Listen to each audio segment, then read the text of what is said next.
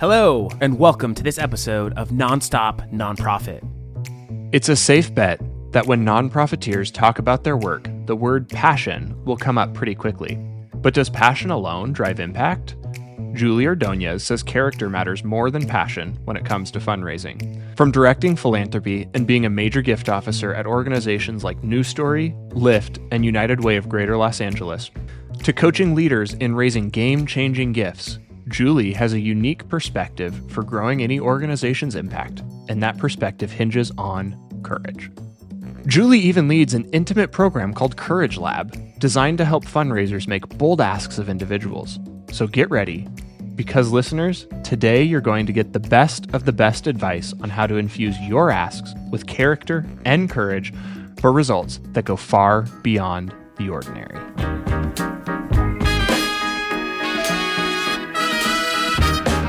It is your number one priority to ensure that your business can continue to deliver on its mission, whether it's this year, next year, and beyond. So we're creating this inclusive environment, building between diverse communities to ensure that our young people can thrive. I'm always so baffled when I do webinars. There's always somebody at the end who raises their hand and says, I'm the development director. Should I have access to the budget? I'm always like, yes, you've got to know that. The best thing you can ever do as a nonprofit leader is spend as much money as possible on your story. Then you're doing it wrong. Okay. That is unacceptable, and that is not the way to run a board. The best thing that we can do is just raise as much money as possible and then give it to the people around the world. If you're going to be sustainable, you have to have a multi-channel strategy to reach all of these different generations of donors however they want to be reached. One of the principal values that we carry as an organization is to lift grace over guilt. And we believe that grace is the greatest agent for change that anyone can ever experience. We all need each other in terms of other nonprofits working together to solve things. The more nonprofits can give their donor base that experience of the impact that's being made on the ground level, there's nothing else that you have to give someone.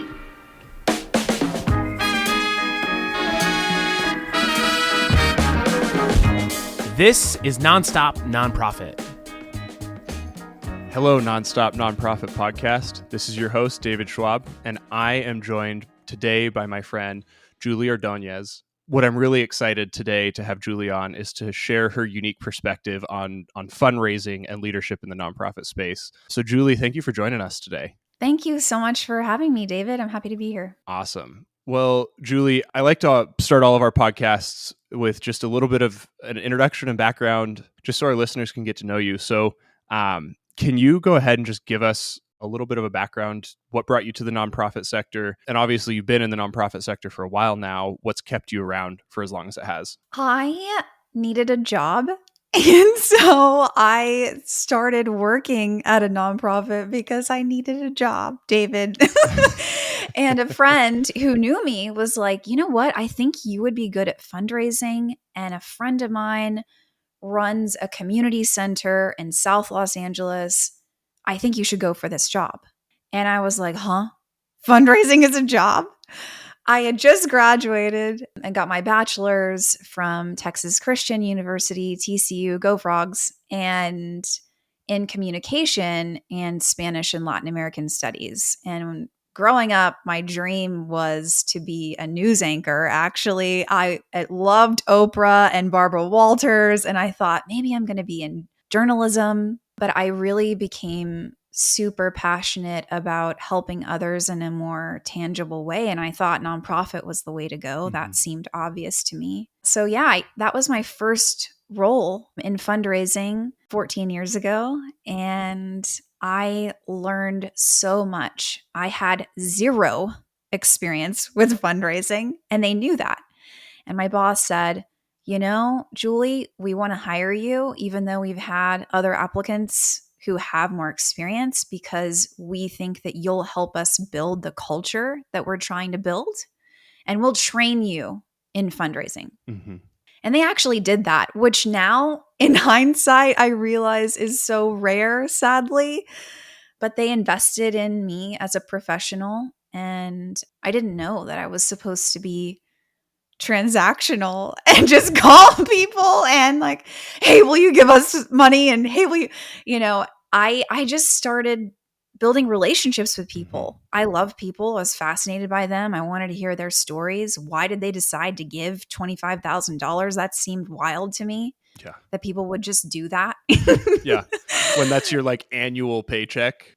For sure. Oh my gosh. Yeah. And I'm Yeah. like, people just do this. Like, to me, I didn't come in with a sense of entitlement. Like, oh, what we're doing is so amazing. And people should, if they're rich, they should give to us. You know, I knew that there was something really special about people, even though there's tax advantages and there are incentives for people, right? They get to appear philanthropic. Their company is seen as giving back to the community. Like, there are lots of reasons why people give, but it still struck me like, wow, this is so cool. Like, I get to know people who care enough to give, because you certainly don't have to.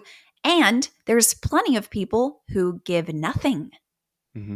So that was my first role in fundraising. And a year later, 2 months before my wedding, actually, I was fired. So there's hope. If you think you suck at fundraising, don't let that be the last word. I guess because my grant writing wasn't up to par. My boss said, you know what, if this was a Major Gifts event planning role, I'd keep you on, but it's not. And looking back now, that job was like 5 people's jobs. Yeah. But I was fresh and new and green, and I had no idea that what they were asking of me was unreasonable, right? And that's so common. But after that, my big dream was to work at United Way. That's where I really gained my fundraising chops. I had an extraordinary mentor who y'all have actually had on the podcast, I believe, Nuka Solomon, who is now the CEO of Free Wheelchair Mission. She's an incredible leader and Major Gifts fundraiser. And she taught me so much. So mentorship and being around peers and community changed everything for me. And that was really where I blossomed and started raising millions and became more bold and courageous in what I was raising money for and who I was as a human being. The story of your progression in your fundraising career and in the sector, I think it starts out like a lot of ours did. Like, I know I myself, for lack of a better term, stumbled into starting my career as a fundraiser. I didn't know that was a thing. I knew organizations needed to raise funds. I didn't realize there were entire departments and companies dedicated to like creating an industry out of fundraising. Right. But the more you're in it and the more you're plugged into it, the bigger it becomes. But you didn't have the natural progression, right? Like you talked about, you started, and like all too many nonprofit professionals, they're doing 5, 6, 7 jobs in one. That didn't work out for you, but eventually you worked your way into a really impactful role as a major gift officer. So what was that progression like, and what took you from that like accidental fundraiser into a very intentional, very successful major gift officer? That's a really good question.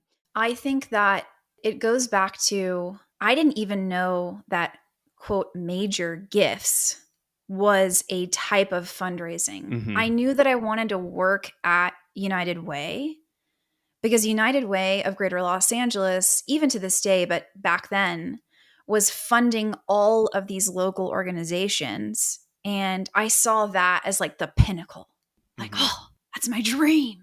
If I work at United Way, I'll made it, I'll be big time. And all they were hiring at the time were like temp campaign associates, like super entry level. And I was even overqualified for that job, but I went for it because I wanted to get my foot in the door.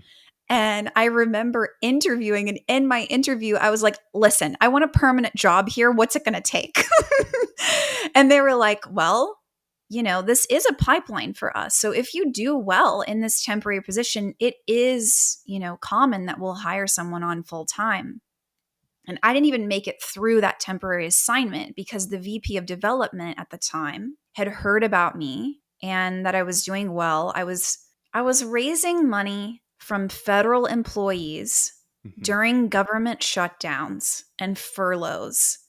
And I had managed to raise over $800,000 by people in like federal employees who were giving through their paychecks. in a really rough time.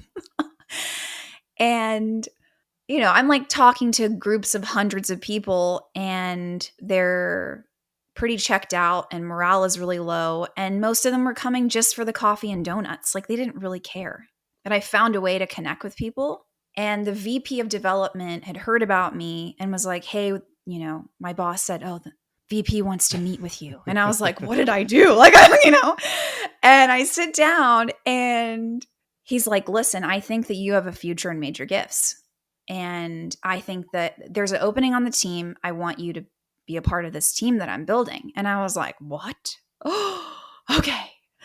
And I think it was just like seeing someone else in who saw something in me that I didn't even know was there, really. Mm-hmm.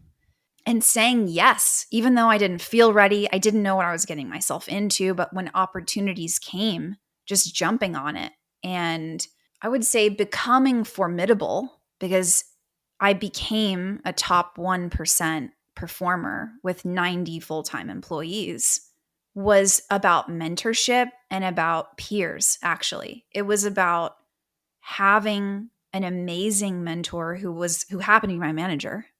I got lucky. Mm-hmm. I was super blessed.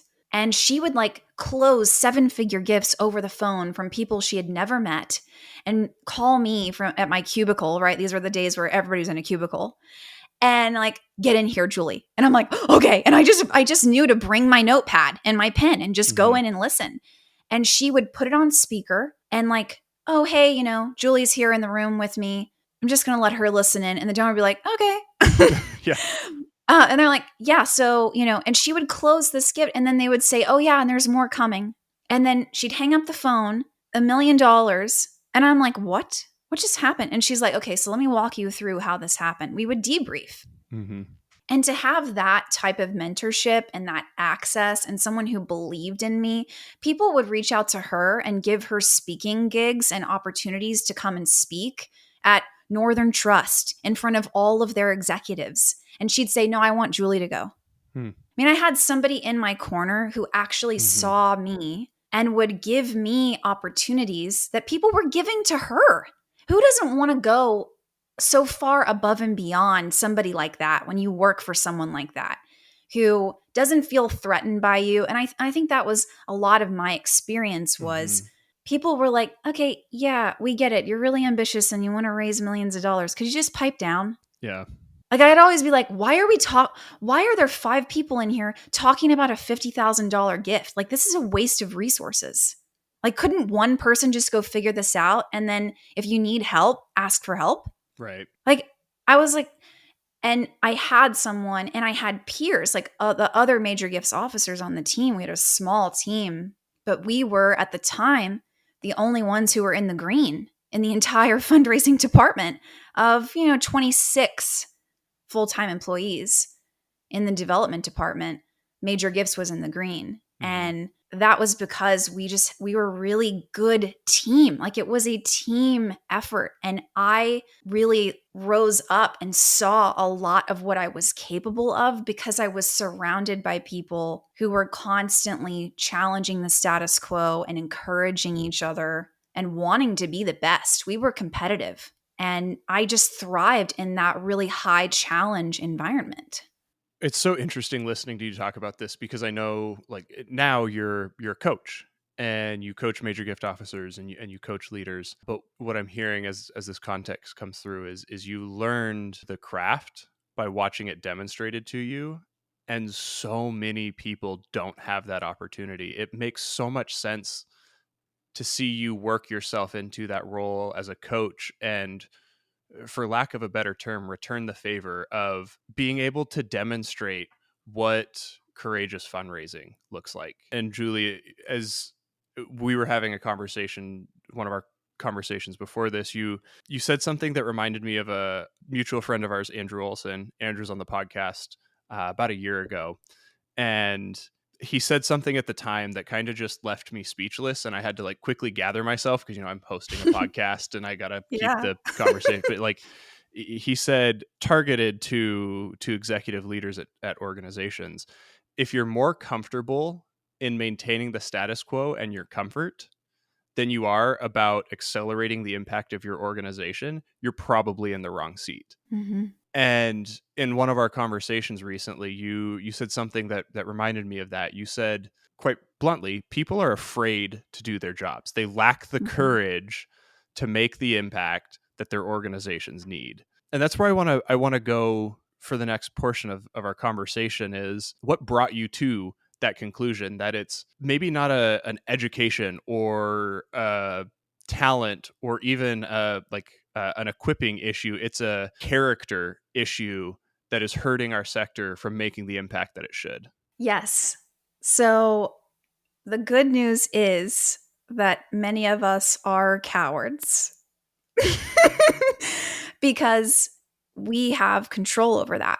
And even, when I first started in fundraising, people were like apologetic.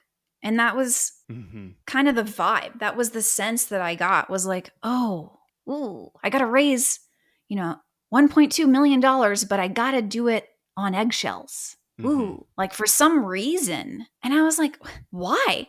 What we're doing is amazing. Like we're actually changing lives and people get to be a part of that. Like why? And definitely I have been a coward. I definitely, when I was at United Way, I'm sitting down with a partner from a big law firm and I take up an hour of his time and all I can bring myself to ask for is $2,500. And I'll never forget the look on his face. He was like, ugh. He was so disappointed. He was like, sure, Julie, here's $2,500. And he pulled out his checkbook from his briefcase right then and wrote it out and was like, have a great week, and walked away. And I think I learned so much from that meeting that I will never forget it. It was branded in my mind that we can waste people's time by asking for too little. If someone is actually in your corner, if they are passionate about the mission, passion meaning they're willing to sacrifice for it. They're willing to give up an hour of their time. And for this guy, his billable hours, I don't know what that is. He's losing out time with his family, with his kids, with doing whatever else he could be doing with his time that he cannot get back. And because I personally viewed $2,500 as a lot of money as a 25-year-old. Right. I mean, but for him, it was like, really? You asked me here for an hour of my time and you told me all about what you're doing to end homelessness and all you're going to ask me for is $2,500? Sure, here you go. See ya. Never. Yeah. And the more relationships that I built, the more networking that I did, the more that I connected with other fundraisers, other major gifts officers, people in all types of fundraising roles, it was pervasive. People were terrified. They're like, oh, I would rather work myself to the bone, David, and do 80-hour weeks planning a gala that we don't even make any money doing, that we just barely break even. I'd rather apply for grants and get $0 than talk to one person and ask them to their face for 10 grand. Like I would rather do anything, like sign me up for a root canal before I do major gifts. And I'm like, how are these people? I mean, it's kind of absurd. How are people paid to do these jobs? Like you are paid to raise money. If you're a nonprofit CEO, a big chunk of your role is to serve as a major gifts officer. If you are the head of development, if you are a development officer, it's within your integrity to actually do the job to the fullest extent. And what I see so often is people are going back and forth about whether or not they're going to do their job. Like they're like, I need to collect these company logos for the website. Oh, I got to organize I'm like, no, you don't. Like your job is fundraising. Like, how do you not have time to do that? I'm like, oh, because we're cowards. Because we are so concerned with making the board member who's ignorant happy, with meeting other people's expectations who are also well-meaning and well-intentioned, but entirely ignorant about what it takes to raise money. That we're apologetic because we're so consumed with taking care of people's feelings.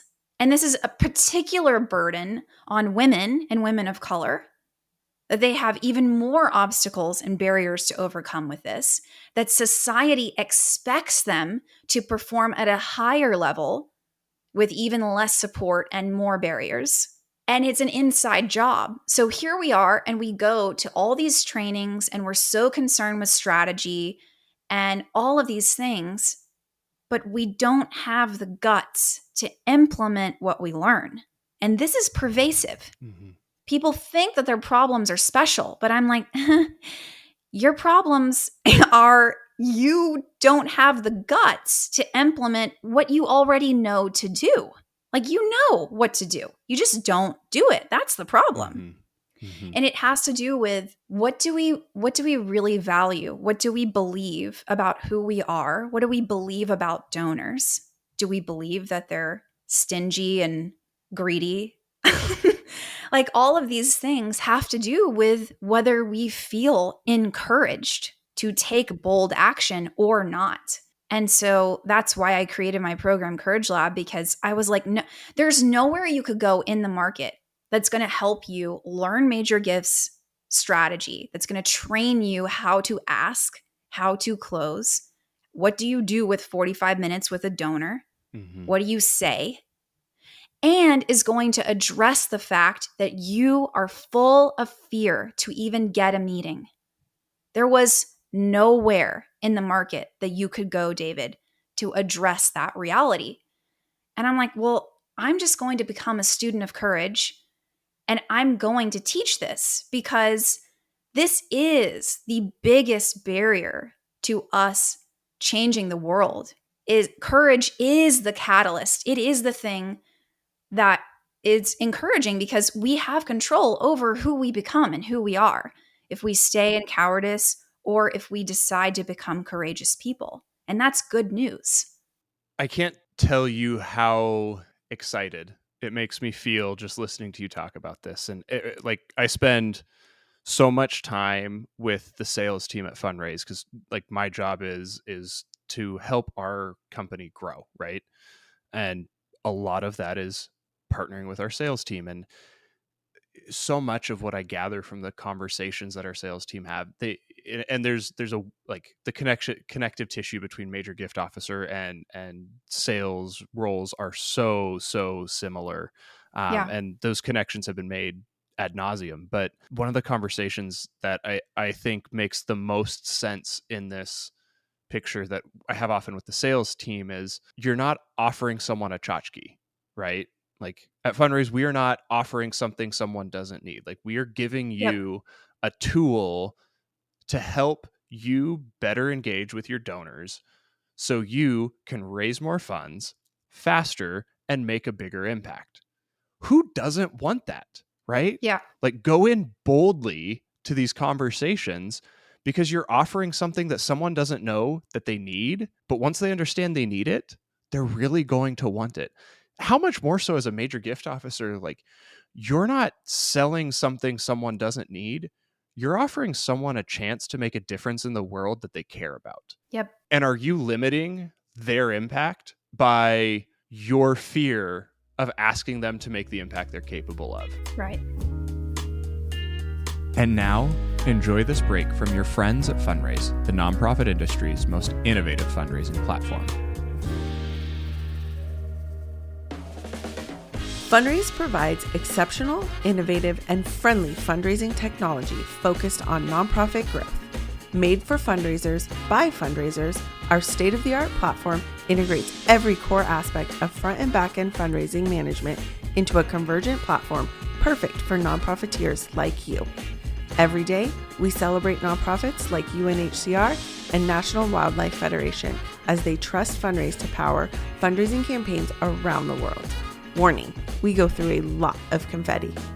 Get started raising the funds and the fun at fundraise.org. That's funrai.org. Now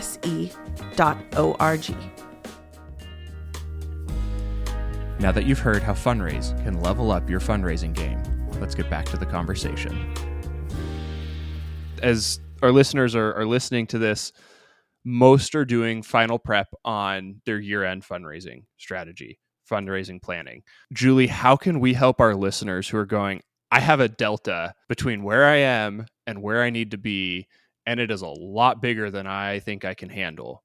What are some things that major gift officers and fundraising teams can do as we think about year end to secure that big whale meeting, right? To plan a program where you're disappointed at the success, even though it's 3x what you did last year. What are the ways to navigate conversations during the year end with potential major donors or even existing major donors? And so that's part one. And then peppered in there, I really want to think about like the mindset of a major gift officer during year end fundraising, and how can you be courageous and approach this year, because we know this is going to be one of the more difficult years many people in the industry have ever had to raise funds during the end of the year. That's great. So a few maxims or beliefs that I try to instill in my clients and that I believe. Giving is a gift to the giver. And that's what you just touched on, that what you're building is a gift for that person to be a part of, truly. That there are hundreds, thousands potentially of people who are mission aligned, care deeply, and are ready to step up and give right now. They're already there. You just need to follow up with them. You need to make it easier for them to give. You need to get to know them, connect with them. So it is in many ways getting in a lot of reps. It is a volume game. For some of those bigger shops, if you're raising millions of dollars already, then a lot of times it is about getting through your portfolio and touching base with people and disqualifying leads who are no longer interested, no longer aligned. It's not their priority to give to your mission, and you need to like move on faster and stop mulling it over. Like, if you're going to build more courage, a big component of that is getting around people who are also becoming more courageous. You don't become a more courageous person in isolation. Actually, you don't change at all in isolation. We devolve in isolation. So the only way to actually overcome mediocrity and overcome our old habits and talking ourselves out of taking action. And I had a client today who was like, yeah, Julie, I'd just really love to pick your brain because there's somebody that I've just been going back and forth about. Should I reach out or what should I ask them for? Like how much? You know, they're going to have this wealth event possibly in March. Should I ask them for end of year gift? And I'm like, okay, so first thing, let's address the fact that you're going back and forth about it. So you're headed into your logical, strategic thinking mind, which that portion of our mind takes a hell of a lot of energy. And you're using it on, let's be honest, an opportunity that maybe they give 5 or 10K, right? And he's like, yeah, okay, so we're going to stop that. If it's not an opportunity that's over 50K, I don't want you to spend a ton of time going back and forth. That's a waste of time and energy, ultimately money. So if it's something like that, it's pretty low risk. You can level with them. You can say, hey, I know you're having this wealth event in March, but I know you're really passionate, David, about what we're doing. So would you consider giving something year end? And just have a freaking conversation with a human being.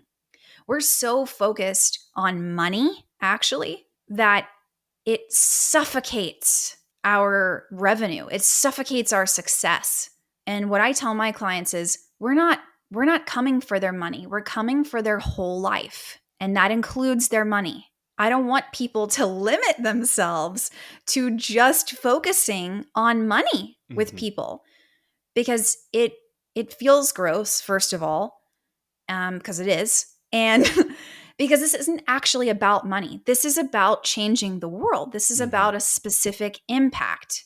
And when you engage someone from that place of, I know that this is a gift to them in their life, we're bringing meaning and purpose, we're bringing connection to them. This is a gift to them. And if this person, if it's not the right time or if they say no, there's 1,000 other people who will say yes. If you approach it from that perspective and just connect with another human being, you will raise way more money. When I come to a donor meeting and I'm like, hey, so this is what we do. Want to join? I'd love for you to consider giving $300,000. What do you think? And I'm not like, so our goals are 2 million and could you, but it's like, no, either you want in or you don't. And it's all good. If you don't want to join, listen, I got so many other meetings that I'm going to go meet with and we can stay in touch, but like, there's no pressure, and when we don't take action, when we go back and forth about something, we erode our confidence. We slowly are like, oh my gosh, I'm an imposter. I don't know what I'm doing. I haven't raised any money. And then you just keep overthinking talking to one person. So this one conversation becomes such a big deal, but it's just one rep, right? So it is in many ways a game of volume. Like if you want to get better, you first have to be okay with being bad. And just decide that you're going to take risks because your why is worth it. The community that you're fighting for is worth you being uncomfortable. And you're going to get better as you go. I've gone on well over 1,000 donor meetings. I have absolutely put my foot in my mouth many times. And I've learned because of that nobody can teach me. Nobody can take that away. It's in my bones. So because of that, I come in with even greater confidence because I've had all these reps and I know that failure can't kill me. It just can't. I'm literally unstoppable because I've done it bad. I've done it great. I've turned a $20K gift into a $300,000 gift in one conversation because I've done this a lot. And I built that skill set over the course of time. So getting into action and getting around other people who are also asking for more is really critical if you want to become more courageous fundraiser. So if I'm parroting, do it, ask often, and surround yourself with people who aren't afraid to ask and ask often. Yes. And get to know people as human beings. Like when you ask them for more and they're literally more bought in. Yeah. So they will bring more of their life to the table. They'll say, hey, David, you know what? Actually, I'm going to give you $25,000 this year because you asked. And I have this event that I'm going to, and it's a bunch of other executives. I'd like for you to be my plus one. They'll start opening up organically, doors to you because they're seeing that you're serious about this. You're no longer apologetic about raising money. And so now they're going to open up their life to you in ways that they didn't before. That is something that I have been spending quite a bit of time recently thinking about that you just touched on. Is it's one thing to unlock a donor's wallet and have them give a gift. It's another thing to unlock a donor's passion and have them give a substantial gift. It's a whole different ballgame to unlock specifically a major donor's network. And what you just talked about could possibly be the most influential action a major gift officer can take is building the relationship, not just to unlock the major donor's philanthropic generosity, but unlock access to their network. Because that compounds the impact that one conversation, that one relationship that you've invested in building is able to do. Can you tell us, just story time here, tell us about a time where you've experienced that? Yeah, I can think of so many. I remember, when I was director of development at Lyft Los Angeles, which was such a fun job. What an incredible organization. So impactful. amazing advisory board, and they helped with fundraising, which unfortunately is kind of rare, right? I mean, and the board chair at the time was Cash Warren, and really, really passionate and a competitive guy. And I was like, okay, I know that you want to do a good job as board chair and you kind of want to you want to kill it. And he was like, yeah. And I was like, great. So let's sit down and talk about what you can do. So we did. We met up in his favorite spot to meet, and we went through, and he just started talking. He's telling me the names of his friends and people in his network. And he'd say oh, I think this person can do something. And I'd say, okay, well, what's something? And he's like, oh, 15K. Okay, great. So I write that down. I'm just taking notes and just listening to him kind of talk. Fast forward a year later, and through his network, he had raised over $225,000. And this is new money. Mm-hmm. And I was able to work with him and his assistant to hold accountable to all the things that he said he was going to do and support him. And he did an amazing job. And I think part of why that was successful was because I saw his desire to do a really good job, and I actually put him to work. And oftentimes, I think a lot of CEOs, a lot of VPs of development even, have some complaints about how their board doesn't do enough for them, right? They're great cheerleaders, but they remain largely unhelpful. And I think being really specific and clear about what the help is that you need, and seeing where that board member or even donor, trusted volunteer, where they're at, where their energy is, and actually leveraging that so that they feel like a success. And that makes the team successful. That makes the organization successful. You really have to see people. You have to have conversations with them and get to know them and understand what their motivation is, understand what drives them. And I think that takes time. And time is at a premium. We don't have a lot of it. And the frustrating thing for me is I see a lot of executives spend the most time with the people who have a lot of complaints and who are the loudest. And the people who are really in your corner, the people who would go walk 1,000 miles with you, don't really get any of your time. And that is a massive mistake. And again, it has to do with courage. If someone is toxic, we need to fire them. We need to release them. Mm-hmm.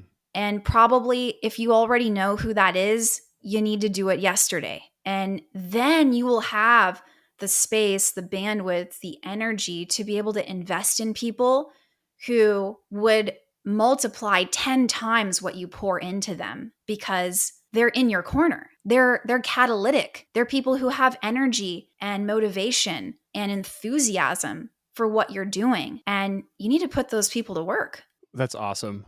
And I think something that can become so fruitful as major gift officers and fundraisers in general, build relationships. They learn how to identify those relationships that unlock other relationships, and how do you create those warm introductions, and how do you get people to work for you because they want to and they're passionate about it, even though they get nothing out of it other than that really substantial feeling of making an impact. Julia, we're going to be winding our time down here, but I have to ask, from your expert perspective, all of the conversations you're having with major gift officers and the people you work with and the people you coach, I'm assuming you'll have a really insightful opinion on this, but I want to ask what trends you see coming our way, either specific as a major gift officer or fundraising trends in general, as we wind down the rest of 2023 and look to 2024. What are a few trends that you're hearing a lot of people are paying attention to, or you yourself are paying attention to, and how are you navigating those? David, I hope that I don't disappoint you, but I don't really care that much about trends. Okay. A lot of people are talking about AI, and so many of my clients use AI to write, do a lot of copywriting, which for me, I can often tell immediately that it's AI. I just kind of see it as right now a lot of AI is pretty mediocre. So I'm not really interested in mediocrity. I would rather help people actually become great writers. I think I think is an enduring foundational piece of fundraising success is relationship building. And actually, the rise of AI highlights that. AI will never be able to empathize. AI will never be able to tell its story. And there are some things that, as human beings, are going to become even more valuable and priceless because we get so little of it, which is authentic connection with each other.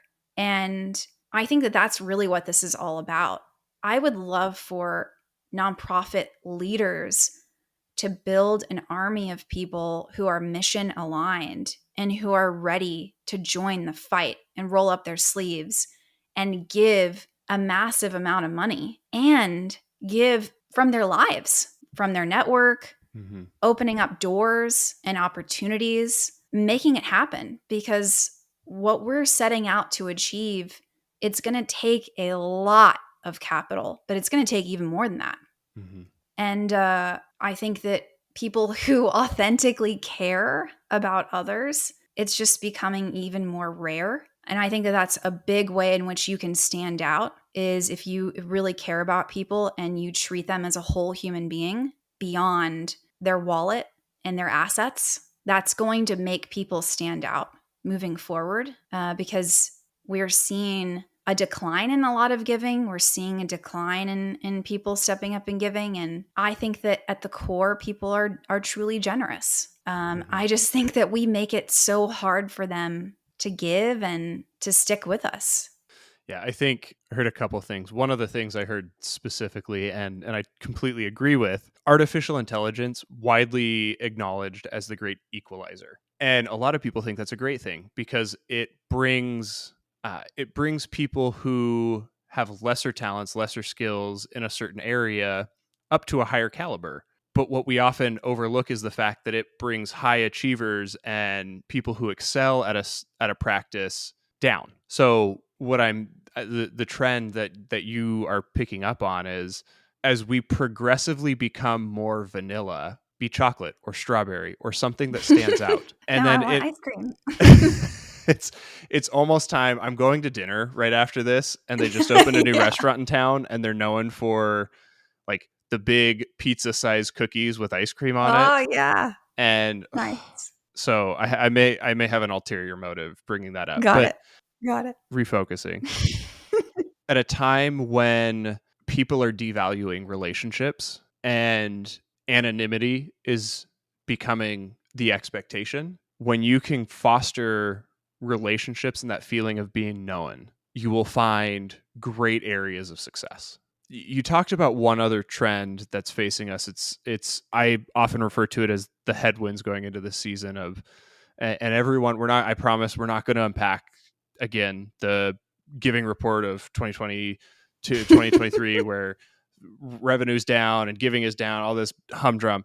Like you, I don't think the motivation has changed. I think people are being more intentional with their giving. So at a time when we're facing headwinds and it looks like giving is down and it looks like philanthropy and generosity is down, what is one courageous thing our listeners can do this giving season and beyond to buck that trend? Name what you see in your donors. If you see that they are generous people, tell them. If you see that they are kind and caring, tell them. If you actually truly want to partner with them because of what they bring and who they are, tell them. Call out the characteristics that you see in them as to why you want them to be on your team and support you financially, and then ask them for more. That formula is evergreen. It has served me my entire career. It speaks to exactly what you're talking about, David, that people want to feel known and actually be known. Mm-hmm. And I see my clients do that all the time, and it brings that person closer. They feel like an extension of your team. They show up for you in ways that you don't even have to ask. And, practically speaking, ask people who have DAFs, donor advised funds, for even more money. Mm-hmm. If there's a gap that needs to be made up for, ask them. Ask people who are really in your corner to give more. Ask for non-liquid assets. Stop asking for cash. Mm-hmm. Ask for $50K, $100K, $250K. Ask for what you actually need. Stop playing it cool and ask for non-liquid assets. Ask for appreciated stock. Ask for them to give from assets that they have that, maybe they haven't considered previously. We train donors to think about cash and credit cards, and we leave so much on the table because people want to give more, and 90% of wealth is non-liquid. Mm-hmm. Julie, so much great insight during this episode and throughout this conversation. Thank you so much for joining us today. As we wrap here, I'm assuming everyone listening is going to want to go deeper with you. Where is a great place for our listeners to connect with you, reach out, and engage with you? I love LinkedIn. So hang out with me there. Julie Ordoñez, Ordonez. You can also head to my website, julieordonez.com. You can sign up for my mailing list. I share all kinds of major gifts trainings and resources that will help you raise major gifts instantly if you join that. So I want to help as many missions and as many leaders as I possibly can. I want to create a more generous and just world. That's my personal mission and why I do this. So connect with me. I would love to connect. Well, everybody, thank you for listening. This has been a jam-packed episode. So much to unpack. I hope you go back, listen to it. I look forward to hearing what you all think. Remember, subscribe, leave us a comment, leave us a review, and let us know what you think on LinkedIn. Thanks for listening to this episode of Nonstop Nonprofit. This podcast is brought to you by your friends at Fundraise, nonprofit fundraising software built for nonprofit people by nonprofit people. If you'd like to continue the conversation, you can find me on LinkedIn or text me at 714-717-2474. And don't forget to get your next episode the second it hits the internets. Find us on your favorite podcast streaming service, hit that follow button, and leave us a review to help us reach more nonprofit people like you. See you next time.